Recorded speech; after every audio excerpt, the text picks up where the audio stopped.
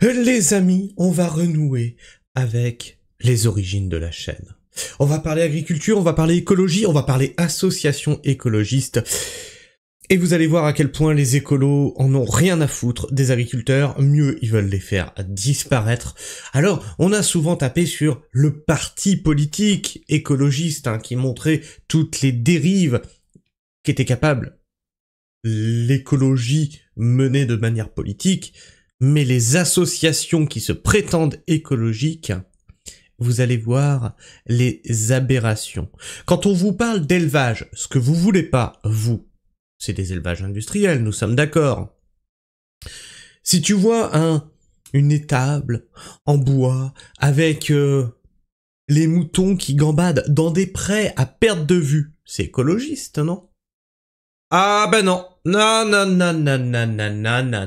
non, pas pour les écolos qui veulent détruire la paysannerie.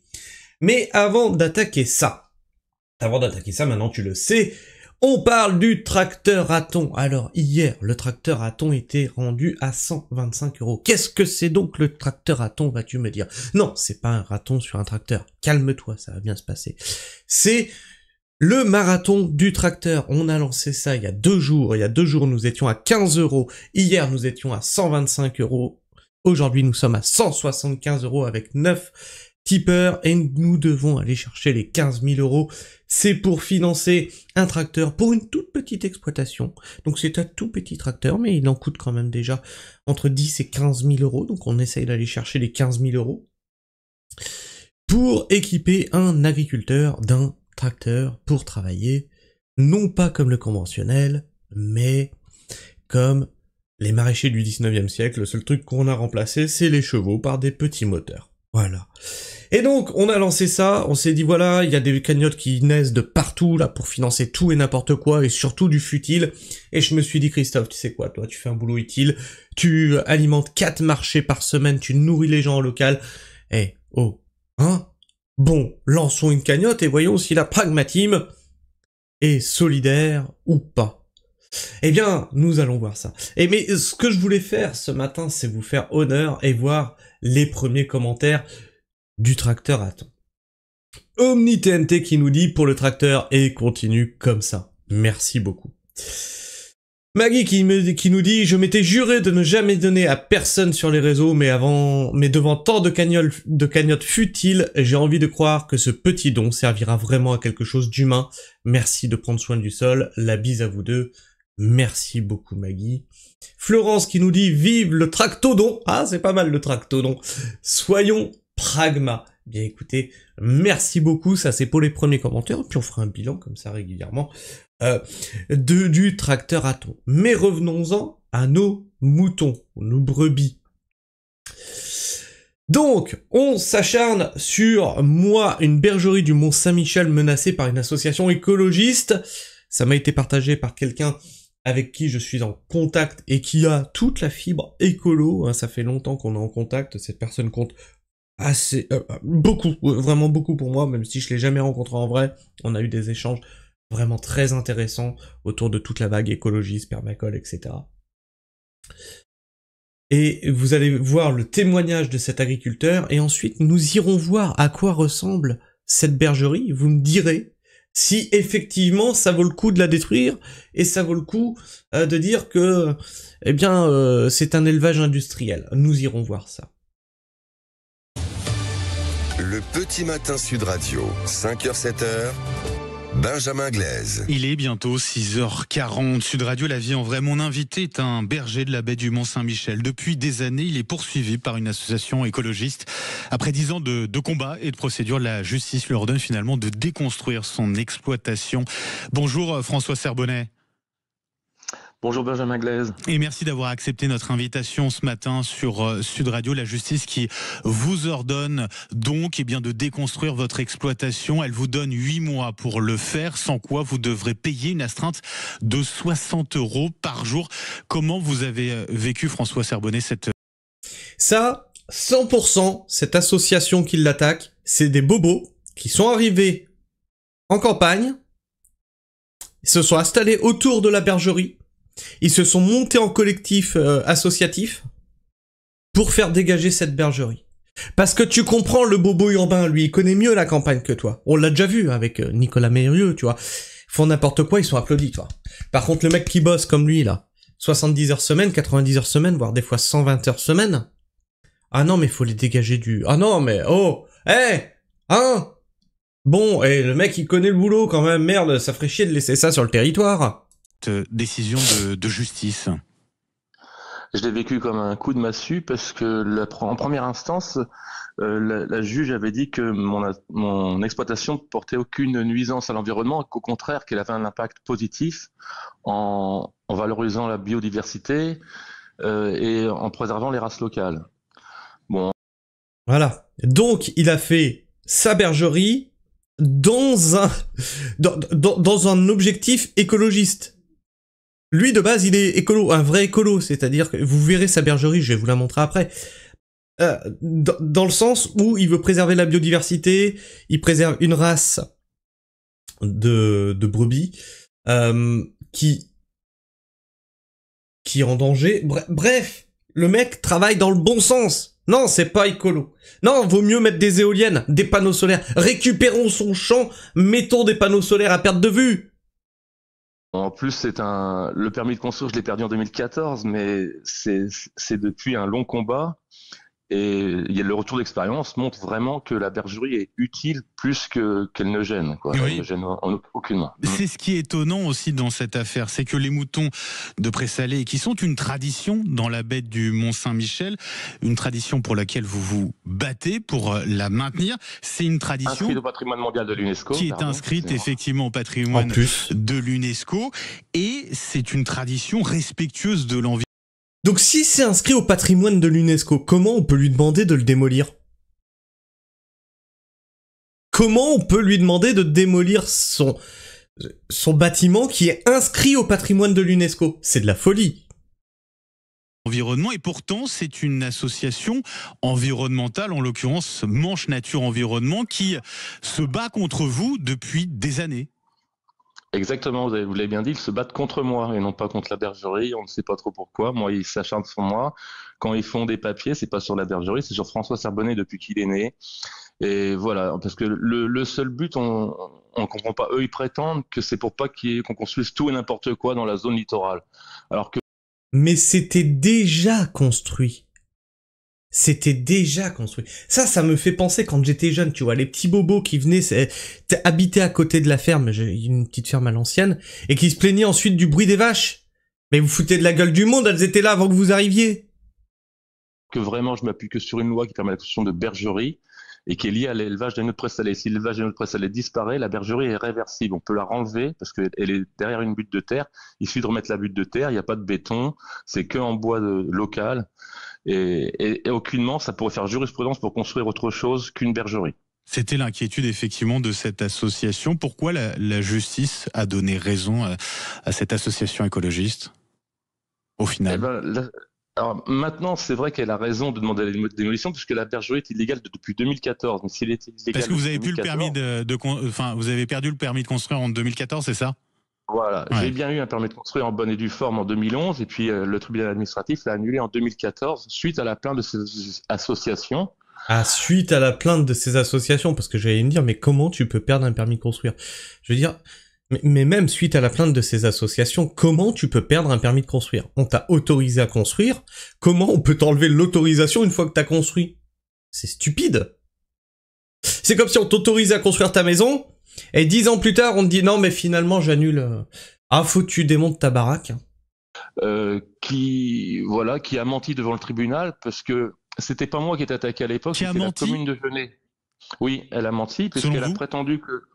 Ah bah c'est clair, tout le monde le dit. Donc tout le monde croit que c'est à cause du terrain qui est trop près du littoral que j'ai perdu mon permis de construire, mais c'est faux, je le répète tout le temps, mais quand une rumeur a commencé, c'est difficile de l'arrêter. Le terrain est le terrain qui permet la construction de cette bergerie, justement, j'ai bien étudié le problème, donc c'est pour ça que j'ai eu mon permis, mais il admet certains types de construction, donc c'est marqué des aménagements légers. Et vous allez voir que son aménagement est très léger. Et pour avoir un permis de construire, rien que pour poser des serres, hein, tu les démontes comme tu veux des serres, hein, pas des serres en dur, hein. tu dois faire un tas de paperasse qui passe par la communauté de communes, la mairie, le machin, le truc et tout, pour avoir l'autorisation. Tu penses que les mecs, ils ont bien étudié le dossier avant de lui donner l'autorisation de construire? Et qu'ils ont vérifié les matériaux qui étaient utilisés? Ici, c'est du bois, il n'y a pas de béton, il n'y a pas de parpaing, il n'y a rien, on la voit après, cette bergerie, vous allez voir que quand il arrivera à sa retraite ou à sa mort, déjà je pense que la bergerie pourrait être en partie dégradée du fait qu'elle subit les éléments, hein, et que c'est du bois, donc il y a du pourrissement, peut y avoir des ravageurs, etc., etc. Donc ce truc se démonte facilement, c'est pas du dur. En termes d'aménagement léger, il n'y a pas de seuil de surface en ce qui concerne une bergerie, mais eux, ils ont prétendu que c'était une bergerie de dimension industrielle. Et en plus, il faut que la bergerie soit intégrée dans le paysage, et eux ont prétendu que la bergerie était une verrue qu'on voyait partout, de toute la baie. Alors que, donc ils ont dit qu'il y avait une co-visibilité avec la baie du Mont-Saint-Michel, et ça c'est faux, puisqu'elle est très bien intégrée, c'est la mieux intégrée de la baie. Voilà. Ça enlève la visibilité du Mont-Saint-Michel. Ça me rappelle, j'ai grandi près des Sables d'Olonne. Et j'ai fait mon apprentissage en menuiserie. Et quand on devait intervenir au Sables d'Olonne, qui est bouffé par des termites, donc tu viens avec le camion, t'es menuisier, tu vois. Bon, moi j'avais 16 ans. C'est mon patron qui conduisait, hein, d'accord? Donc il gare le camion, là où il y a des places pour se garer, ok? Systématiquement, on avait des petits vieux qui ouvraient la fenêtre. « Oh, j'ai un camion de l'or, je vois plus la mer !» Ça va, on est là 1 heure ou 2. Tu peux te calmer, oui? Ta mère, tu vas la voir bientôt, là. On s'en va. C'est une place de parking. Qu'est-ce que tu racontes? Je vous jure, mais... Oh là là, les retraités, les boomers, là, c'est...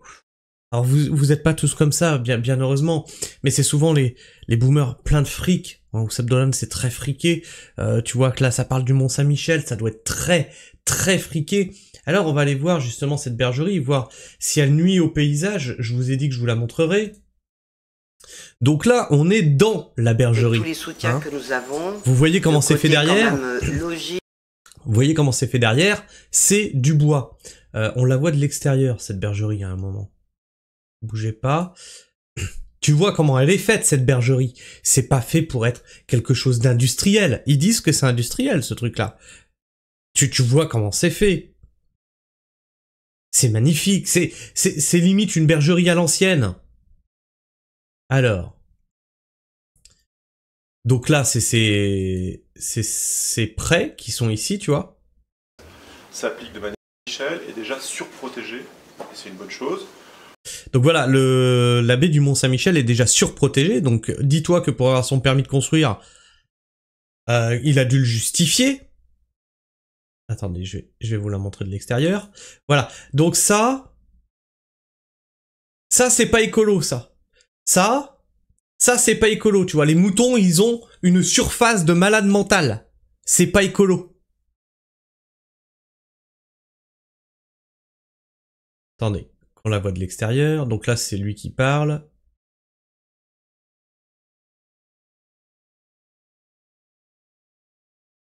Mais nom de Dieu, on la voyait de l'extérieur à un moment.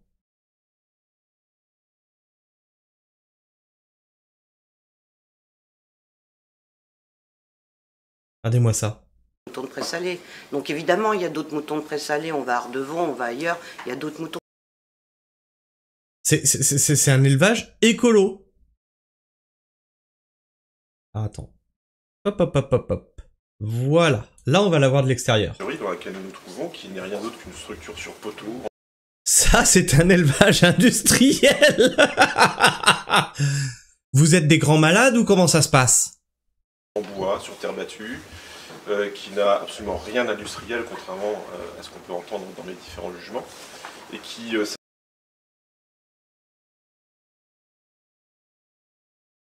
Et là, c'est comme ça que tu la vois. C'est-à-dire que là, on vous a filmé vraiment de près. Mais quand tu es sur la route, c'est comme ça que tu la vois. Est-ce que tu la vois? Est-ce que ça ressemble à un élevage industriel? Les gens ici, dimanche dernier, Regarde-moi ça, c'est caché dans le paysage. Ça ne dénature en rien la baie du Mont-Saint-Michel, c'est perdu au milieu des arbres. Qu'est-ce que tu racontes? Qu'est-ce que tu racontes? Tu vois bien que ces associations écolos sont juste là pour l'emmerder. Dites-moi pas que ça vous choque. Par contre, il y aurait un grand bâtiment de tôle blanche, là ils fermeraient bien leur gueule. 60 € d'astreinte par jour si dans 8 mois vous n'avez pas détruit votre bergerie. Qu'est-ce que vous avez prévu de faire? Vous allez continuer à vous battre pour la suite? Vous avez encore des voies de recours judiciaires? Non, moi j'en ai pas, eux ils en ont encore, c'est-à-dire que dans 8 mois ils peuvent encore retourner devant le tribunal et redemander. C'est ça, en fait, ils vont le niquer à l'usure. Ils vont le niquer à l'usure parce que eux, non seulement ils ont le temps, ils sont à la retraite, ils ont le pognon, ils ont tout en fait. Et lui, le mec, il bosse, on l'empêche de bosser. Mais quel enfer! Demander la démolition, mais déjà, moi dans 8 mois, il faudrait que je paye et je pourrais pas. Moi, ma seule issue, c'est de redemander un autre permis de construire, parce que ce permis-là, il a été annulé. Donc il faut refaire un permis de construire, mais on ne peut pas autoriser quelque chose qui a déjà été interdit. Donc il faut faire un permis différent. Mais comment on peut interdire quelque chose qui a déjà été autorisé? C'est ça aussi la question que je me pose. Donc voilà, c'est une aberration écologique de la déconstruire, de la construire plus loin. Parce que de toute façon, le terrain, il a le droit d'être construit, mais il faut faire quelque chose de différent. Donc on est obligé de faire quelque chose de beaucoup plus petit pour aller contre le fait que le juge s'est prononcé que la bergerie était de dimension industrielle, en suivant l'avis de Manche Nature. Ça semble quand même complètement ubuesque, toute cette histoire, François Serbonnet. Bah, c'est ce que tout le monde dit et on comprend pas l'acharnement, à part la motivation pécuniaire, parce que faut savoir que chaque astreinte ira dans la poche de Manche Nature, et j'en ai déjà payé par le passé. Chaque euro que je donne, les 60 € par jour, ça va pas à l'État ou dans l'association, c'est pas une amende, c'est Manche Nature, l'association qui attaque, qui touche l'intégralité du pognon. Voilà, donc maintenant vous savez pourquoi les associations cassent les couilles à tout le monde. Et font des procès à tout le monde. Ça rentre dans leur poche. Vous espérez l'obtenir rapidement, ce permis de construire? Parce que vous avez le soutien des élus, hein, localement. Tous les élus me soutiennent de tous bords, donc c'est vraiment pas une question politique, à part peut-être pour eux qui n'aiment pas la personne qui a fait voter la loi qui permet la construction pour les bergeries de Pré-Salé en 2003. Mais voilà, cette personne est à la retraite maintenant, mais il s'acharne toujours sur moi ou sur ma bergerie. Et au sein de cette association, il y a même des gens qui ont quitté l'association puisqu'ils sont pas d'accord avec eux, mais vraiment un noyau dur qui persiste à vouloir détruire cette bergerie qui gêne personne. Et vous allez toucher le pognon. Ouais. Vous allez en tout cas continuer à vous battre, François Serbonnet. Merci d'avoir été avec nous ce matin sur Sud Radio pour nous rappeler. C'est incroyable. C'est incroyable. Toutes ces associations-là de merde, ça devrait pas exister. On devrait les empêcher d'exister. Tu es une association écolo? Allez, tu dois prouver tes compétences en écologie. Ah ben oui, non là il faut que tu nous prouves que bah oui tu t'y connais, que la nature ça tu connais, etc. Comme les associations pseudo-animalistes, hein, tu sais les anti-chasses, tout ça, ils savent pas reconnaître un lièvre d'un lapin. C'est-à-dire que les mecs sont juste là pour casser les couilles aux chasseurs en fait. Ils savent pas comment la nature se gère, ils savent pas ce qu'est un animal. Ils savent pas les désordres écologiques si tu laisses une niche proliférer. Exemple le sanglier, laisse le sanglier proliférer, tu vas voir. Après, y a plus rien. Y a plus rien. Et il ravage tout. Je te parle pas des champs. Je parle même des autres espèces animales. Ça finit par être chassé. Chassé parce que le sanglier prend toute la place. Bref, toutes ces associations-là prennent des combats pour surfer sur de l'émotionnel et pas sur du rationnel, et pour casser les couilles à des gens qui font le travail comme il faut. C'est phénoménal, c'est incroyable. Alors moi je sais pas ce que tu penses de tout ça, n'hésite pas à me le dire dans l'espace commentaire. Bien sûr, hein, n'hésite pas à partager, hein, je te mets ça en commentaire épinglé. Pour le tracteur à thon, je te mets le short aussi où j'en parlais. Comme ça tu as le short et tu as le lien de la cagnotte, tu partages ça autour de toi. Je ne peux compter que que sur ma communauté là-dessus. Hein. On va voir si la pragmatisme est engagée. On va voir si les gens donnent pour de l'utile ou du futile. Personnellement, j'ai bien mon idée. Je pense que les gens donnent plus facilement pour du futile que quelque chose d'utile et qui nourrit les gens, mais on verra, on verra. En tout cas, je vous fais un bilan régulièrement de tout ça, parce que c'est vous qui y participez. Je pense que c'est un juste retour des choses que de vous faire le bilan de ce qui est récolté, de ce que vous dites en commentaire sur ce Tipeee. Tu peux t'abonner si tu es encore là en fin de vidéo. Tu peux partager cette vidéo, ça c'est très important, la liker et la booster, parce que YouTube, nous ne sommes plus en amour, YouTube et moi, donc pareil, je ne peux compter que sur ma communauté pour faire passer les messages qu'il y a dans mes vidéos. Sur ce, moi je vous fais la bise, prenez soin du sol bien entendu, et restez pragmatiques. Ciao.